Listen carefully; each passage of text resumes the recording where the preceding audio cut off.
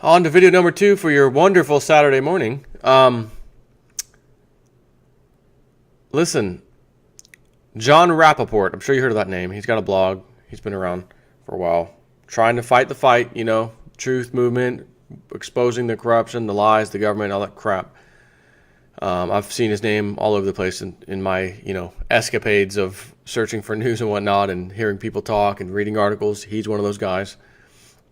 And he talks about something he'd already published a while back called Globalists Interviewed. They admitted they control the government. And I feel like, this is them speaking. And for anyone who thinks, it's just tinfoil hat, there's no such thing, these aren't, the elected officials run the government, not stupid rich people, come on. No, these people are beyond rich. Rich people are your celebrities, football players, ball players, whatever. These people aren't published in Forbes or anywhere. The Rockefellers don't get published. The Rothschild family doesn't get published, etc. But just an FYI, one of my subscribers, don't know if it's a he or she, I think it's a he because I have a feeling it might have been one of the guys that did it last time. Nonetheless, one of my subscribers, wonderful person, Cliff High emailed me, hey Joe, one of your subscribers has purchased 4 reports from me and said essentially for me to let you know to give them out to 4 people for free. What a wonderful subscriber. Love it. I love it. So what I'm going to do is again randomly select 4 people. If you want a WebBot report, just say, hey, I'd like a free one. Obviously, if you already got one and bought one, there's no reason for you to even speak about that. Oh, give me one. Why take it from somebody else? I'm sure you're not that silly to do, something like that. But anyway, 4 people. I've got 4. If I will ask if by chance you were one of the ones last time. I remember he gave out free ones, and I gave out some free ones too. I bought a couple, and then someone else pitched in and that kind of thing. I think we gave out like 6 or 7 that time. If you happen to have gotten one of those, just do us or me a favor. Don't ask for another one this month. Let's let, if you don't mind, someone who didn't get one, let's let them have one, if you don't mind. I'm not going to go back and see who said one last month and when I did that. I'm just asking if you can hold off, just hold off. Let someone else try to get it. So, and by the way, once I pick you, I'll just tell you, go to my website and click the contact page or whatever, and I'll have a way to figure out who you are anyway. So, Globalists Interviewed, they admitted they controlled the government by John Rappaport, March 2nd, 2017. This is a bombshell. It is a crucial piece of history that has been ignored by the mass media, mainstream media. Why? Because, now he's not saying this, I'm telling you, people think of the media as this agency that became news because they wanted to do what news agencies do, like a newspaper, and they turn into this giant corporation and they give news and all that. You're going to find out one day. I'm telling you now, you're going to find out, and I'm sure a lot of you already know this, but you're going to find out that the likes of CNN, amongst others, especially CNN, was never, ever, ever created for quote-unquote news reporting. It was created to shape your mind and opinion on everything, including fake stuff that they purport is real and show you on TV. You're going to find that out if you don't already know that. So back to this. I've published this interview before. Here I want to make new comments. First of all, David Rockefeller's Trilateral Commission was born in 1973, in part because the globalist plan to ensure quote-unquote free trade, as in no tariffs paid by predatory mega corporations, had run into a glitch. That glitch was President Richard Nixon. He began laying tariffs on certain goods imported into the U.S. in order to level the playing field and protect American companies. Nixon, a substantial crook in other respects, went off script in this case and actually started a movement to reject the globalist vision. I think we know why Watergate happened now, all of a sudden. After Nixon's ouster from the White House, Gerald Ford became president, and he chose David Rockefeller's brother, Nelson Rockefeller, as his vice president. It was a sign globalism and free trade were back on track. But David Rockefeller and his sidekick, Mr. Brzezinski, you heard that name before, wanted more. They wanted a man in the White House whom they'd created from scratch. Now, why would they want a man from scratch? The same reason why some people will tell you we'd rather hire someone that doesn't have the experience, because, like a certain mechanic or a certain kind of engineer, because they come over here with bad habits. They come over here with bad habits, and then we have to essentially retrain them the way we want them to do it, which is the right way. And a lot of times that causes friction, and they don't want to do it that way. They were taught this way. They think it's the right way, even though it's not the right way. We want a new guy in the White House. You know, like a Barack Obama, first-term senator. Doesn't know his butt from a hole in the wall. That kind of guy, you know? So that man was a peanut farmer no one had ever heard of. Jimmy Carter. Through their media connections, David and Brzezinski. Hang on a second. I forgot that.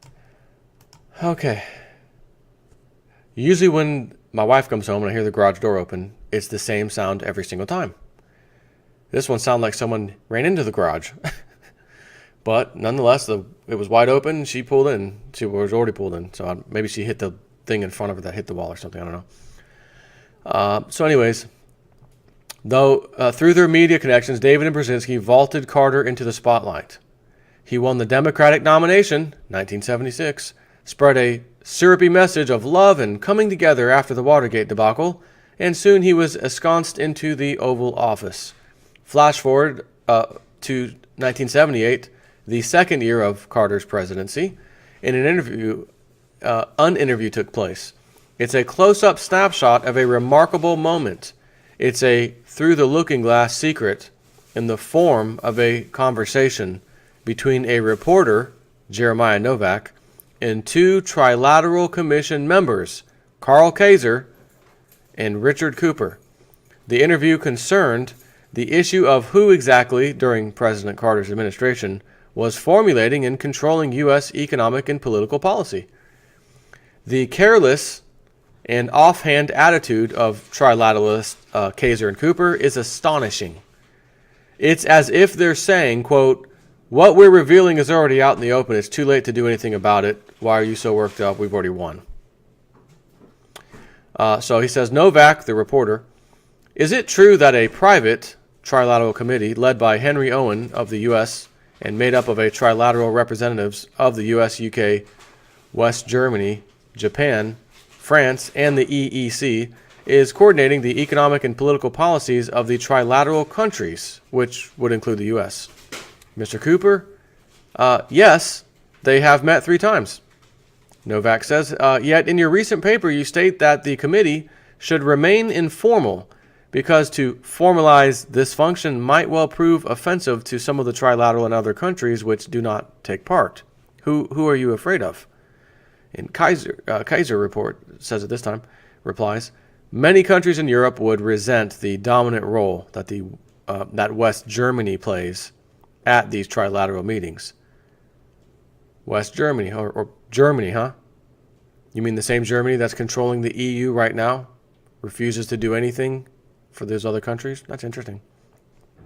Anyways, Cooper also replies, many people still live in a world of separate nations, and they would resent such coordination of policy.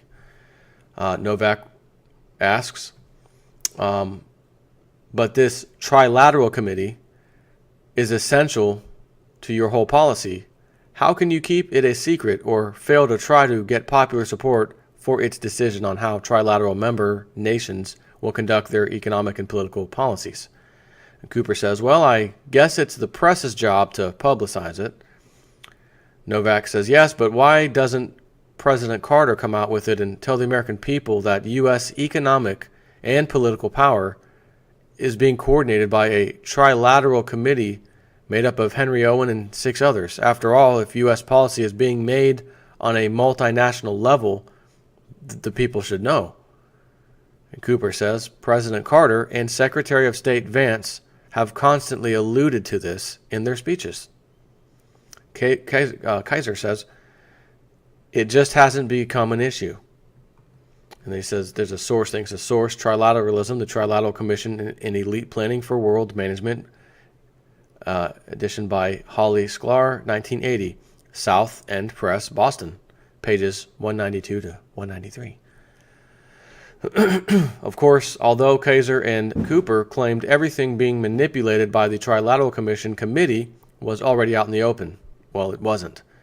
Their interview slipped under the mainstream media radar, which is to say, it was ignored and buried. Again, what did I tell you about CNN?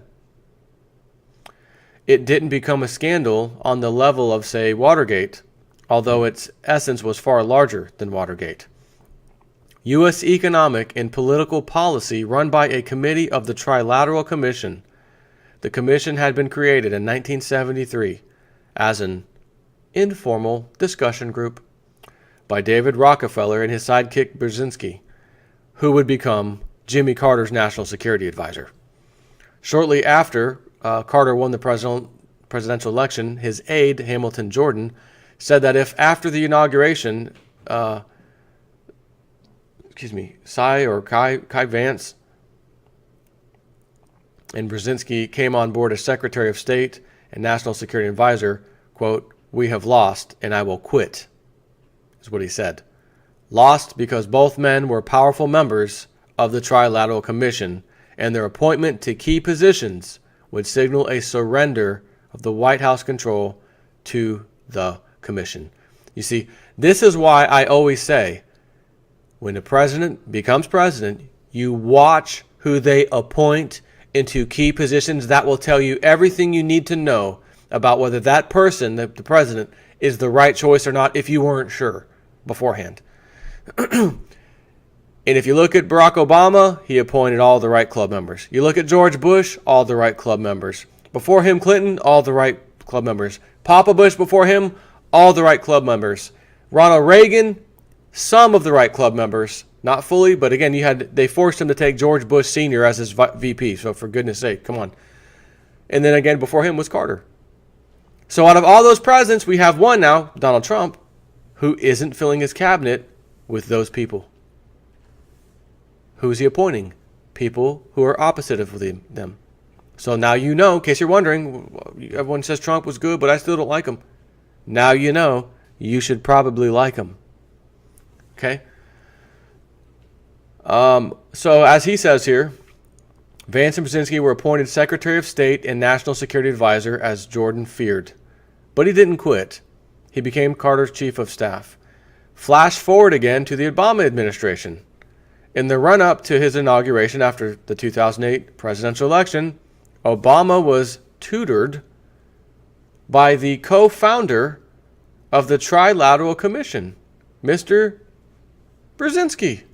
No kidding. 4 years before birthing the commission with his boss of bosses, David Rockefeller, Brzezinski wrote, quote, the nation-state as a fundamental unit of man's organized life has ceased to be the principal creative force. International banks and multinational corporations are acting and planning in terms that are far in advance of the political concepts of the nation-state, end quote. So, goodbye, separate nations. Any doubt on the question of trilateral goals? Oh, first of all, hold on.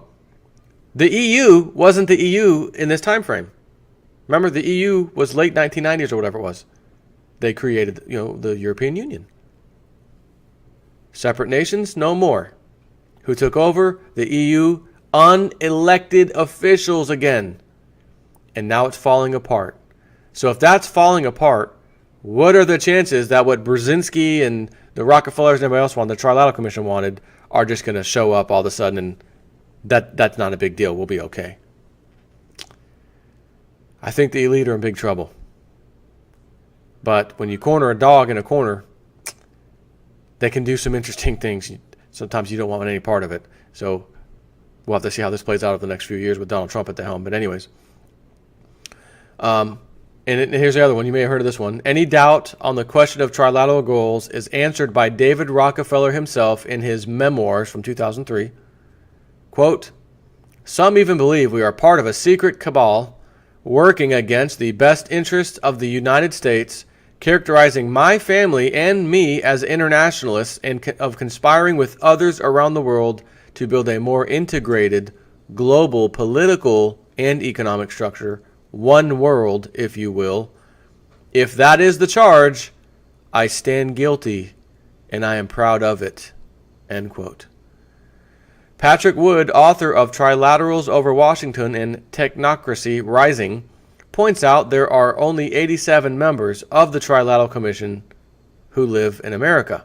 Obama appointed 11 of them to posts in his administration. See, I did not read down this far when I sent this video to myself. This article, hey Joe, do a video. That's all I do. Link Joe to myself, do video, subject, send. I read a sentence or two, or a paragraph or two. Usually I know within then, is this good or not? Sometimes I'll go a little further. I did not know what I was about to say here, what this article was about to say. But I could already see where this was leading, and it made me think of what I already knew about these people. And I'm happy about that because now it's being validated. So, people like us, you and I, and people awake, we can actually see these things and understand these things and comment about it and actually be right, instead of having to wait for the experts and the media to tell us these things, because they're never going to tell you.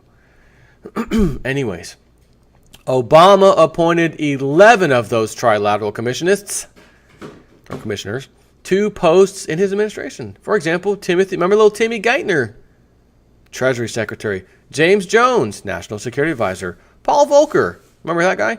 Chairman, Economic Recovery Committee; Dennis Blair, Director of National Intelligence, just to name a few.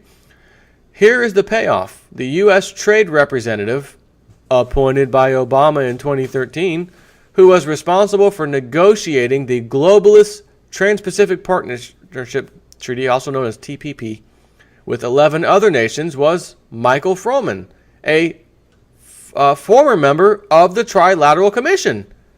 Don't let the word former fool you. Commission members resign when they take positions in the executive branch of government. And when they serve in vital positions, such as a U.S. trade representative, they aren't there by accident. They're operatives with a specific agenda.